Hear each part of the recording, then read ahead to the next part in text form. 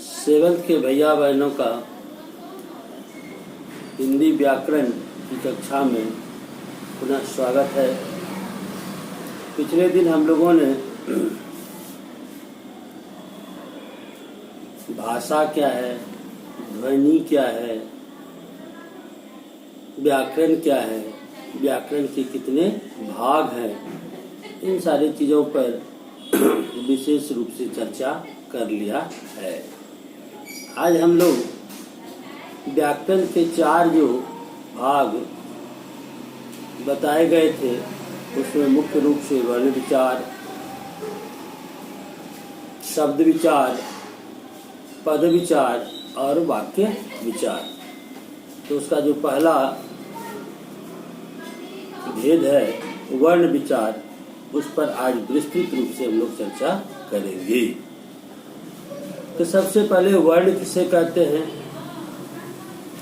तो वर्ण उस मूल ध्वनि को कहते हैं जिसके खंड या टुकड़े नहीं किए जा सकते हैं।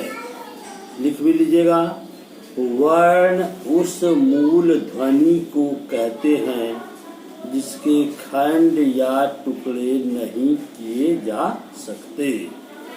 अब ध्वनि क्या है? पिछले दिन भी हम लोगों ने चर्चा किया था कि मुंह से निकली हुई आवाज को ध्वनि कहते हैं, या जिस कंपन को मानव कान से सुनता है उसे भी ध्वनि कहते हैं। मुंह से जो आवाज निकल गई इसको भी आप सुन लिए तो उसको ध्वनि कहते हैं। और जिस तरह के भी कंपन को, किसी भी कंपन को मानव जो कान से जब सुनता है तो उसको क्या कहते हैं? ध्वनि कहते हैं। तो वो मूल ध्वनि है जिसका कि खंड या टुकड़ा नहीं किया जा सकता है, वह सूक्ष्मतम रूप है, उसी को हम क्या कहते हैं? वर्ण कहते हैं। वर्ण को हम अक्षर भी कहते हैं। वर्ण को हम क्या कहते हैं? अक्षर भी कहते हैं। जैसे अ, आ, सही, क, ख, ये सब क्या है? वर्ण है, अक्षर भी इसको कहते हैं। वर्णों के उच्चारण समूह को हम क्या कहते हैं? वर्णमाला।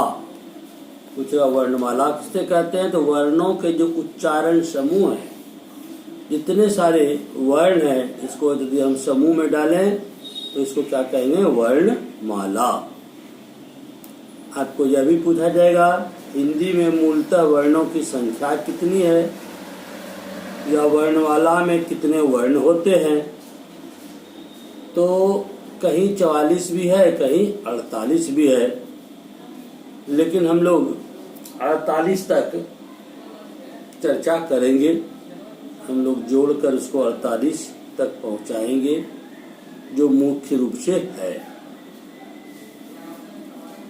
विद्वानों में मतैक्य नहीं है, कहीं 52 भी लिख दिया गया है। इसीलिए अब जिस पर जितनी हम लोग चर्चा करेंगे, जिस पर हम लोग खरे उतरेंगे, उसी को हम लोग मुख्यतः मानेंगे भी। आज हम लोग वर्ण के प्रकार को पढ़ेंगे। वर्ण के मुख्यतः 2 प्रकार हैं, एक स्वर वर्ण और दूसरा व्यंजन वर्ण। स्वर्ण वर्ण के भी फिर कितने प्रकार हैं? 2 प्रकार, एक मूल स्वर और दूसरा संयुक्त स्वर। वर्णों के मुख्यतः कितने प्रकार? 2 प्रकार। अब बना सकते हैं स्वर वर्ण और व्यंजन वर्ण। वर्ण का 2 लड़का हो गया, एक लड़का स्वर्ण वर्ण, दूसरा व्यंजन वर्ण।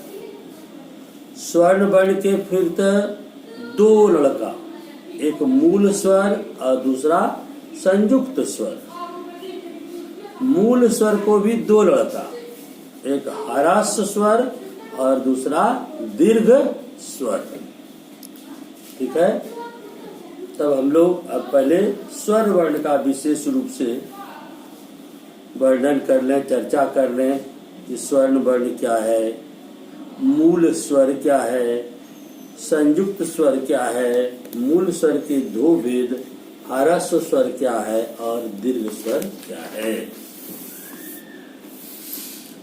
तो स्वर्ण वर्ण किसे कहते हैं? उन वर्णों को हम कहते हैं स्वर वर्ण। लिखते भी जाइएगा, थोड़ा तेजी कीजिएगा। स्वर्ण वर्ण उन वर्णों को कहते हैं जिसके उच्चारण में किसी अन्य वर्ण की सहायता नहीं ली जाती है। स्वर वर्ण उन वर्णों को कहते हैं जिसके उच्चारण में किसी अन्य वर्ण की सहायता नहीं ली जाती है, जिसका उच्चारण बिना किसी अवरोध और विघ्न का होता हो, जिसका उच्चारण बिना किसी अवरोध एवं विघ्न का होता हो।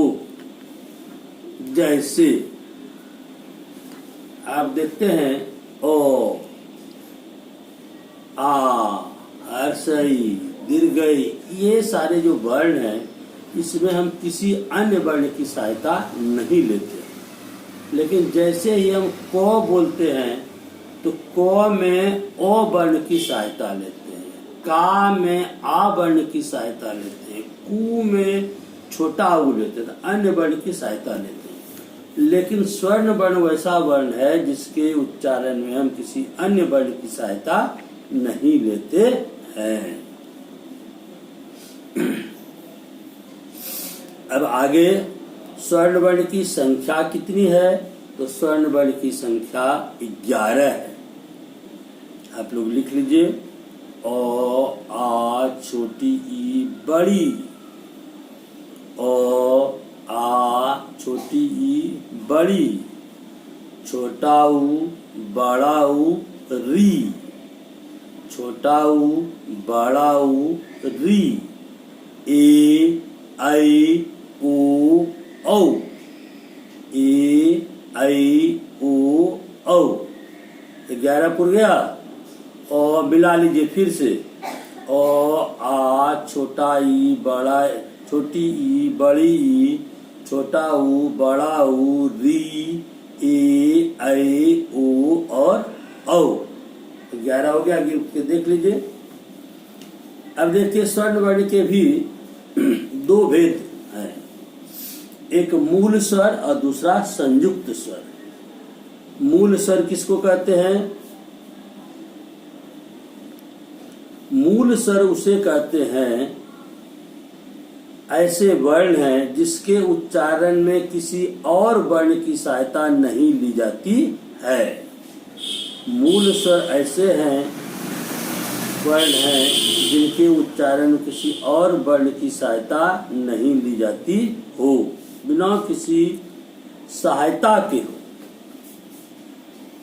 और संयुक्त स्वर किसको कहते हैं? ये संयुक्त स्वर दो स्वर वर्णों के मेल से बने वर्ण को हम संयुक्त वर्ण या संयुक्त स्वर वर्ण कहते हैं।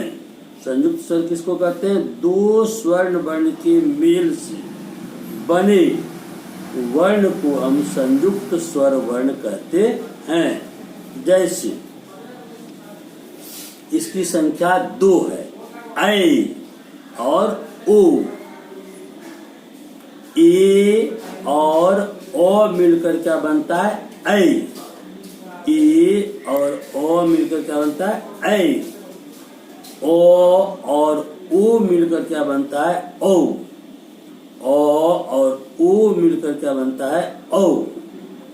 तो इसमें हम दो स्वर वर्ण मिलाए। कौन कौन? ए और ओ, और ओ और ओ। तो ये दो स्वर्ण वर्ण के मेल से जो वर्ण बना ऐ और ओ, ये क्या है? संयुक्त स्वर वर्ण है। अब चलिए मूल स्वर के भेद।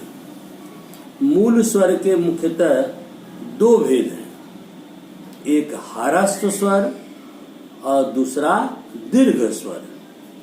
अब ह्रस्व स्वर किसको कहते हैं?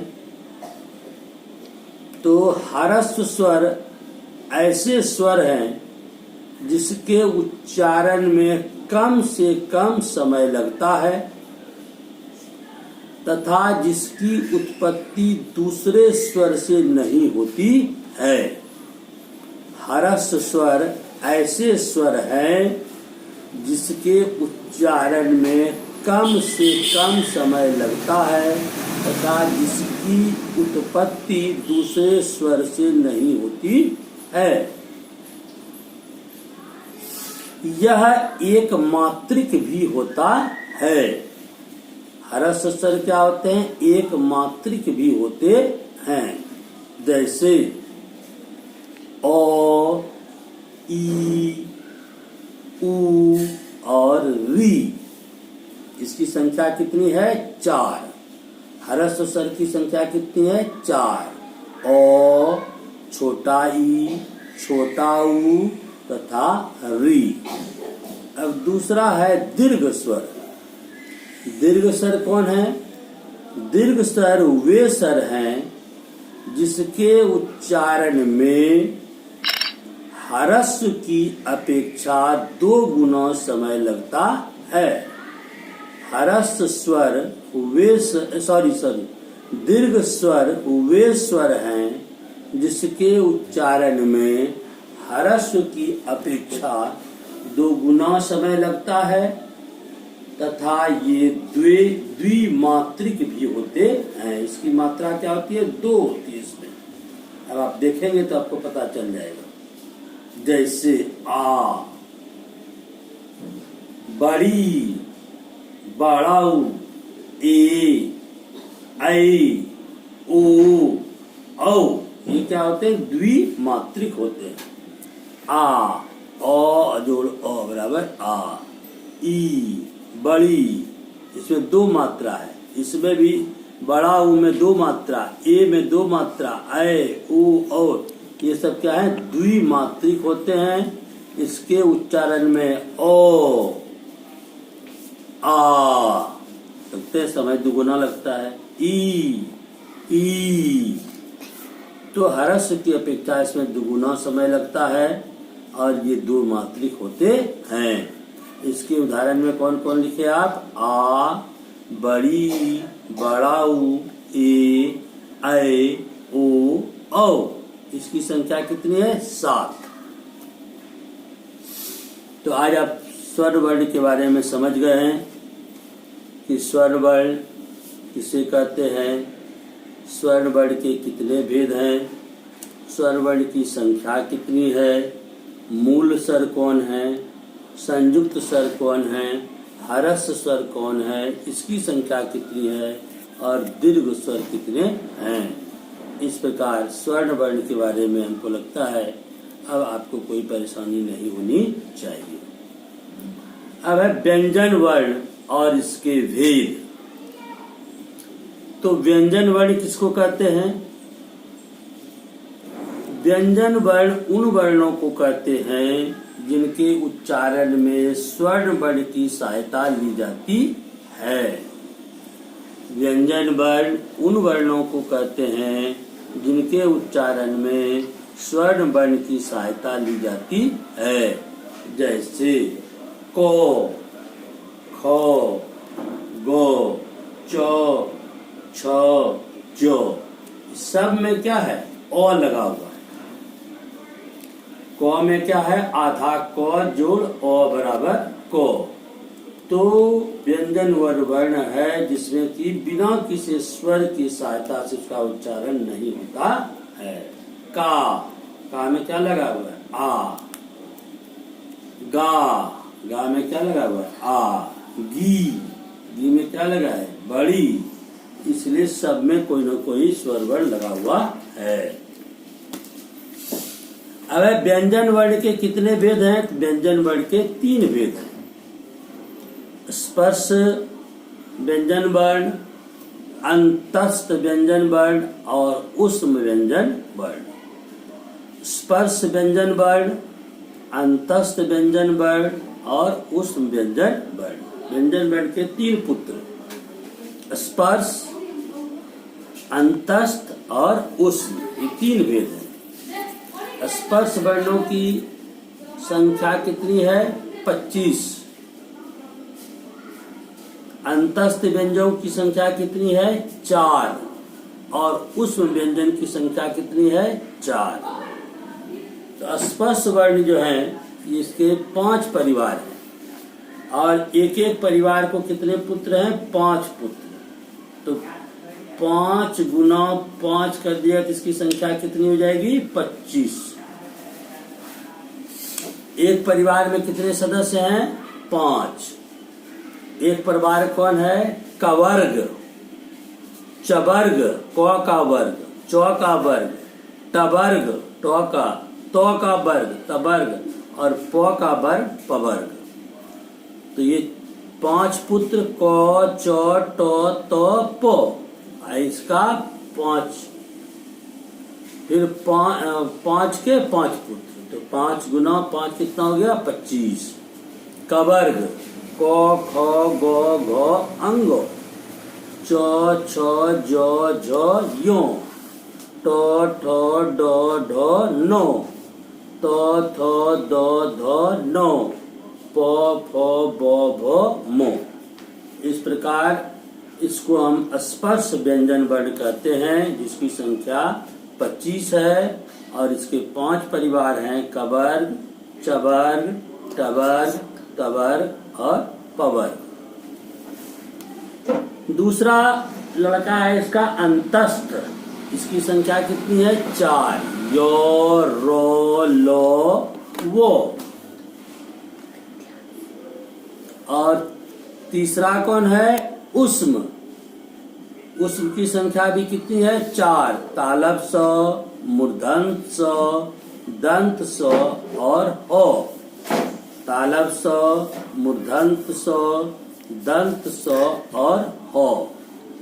इस प्रकार व्यंजन वर्ग में स्पर्श व्यंजन 25, अंतस्थ व्यंजन 4 और उष्म व्यंजन 4। 25, 4, 29 और 4, 33।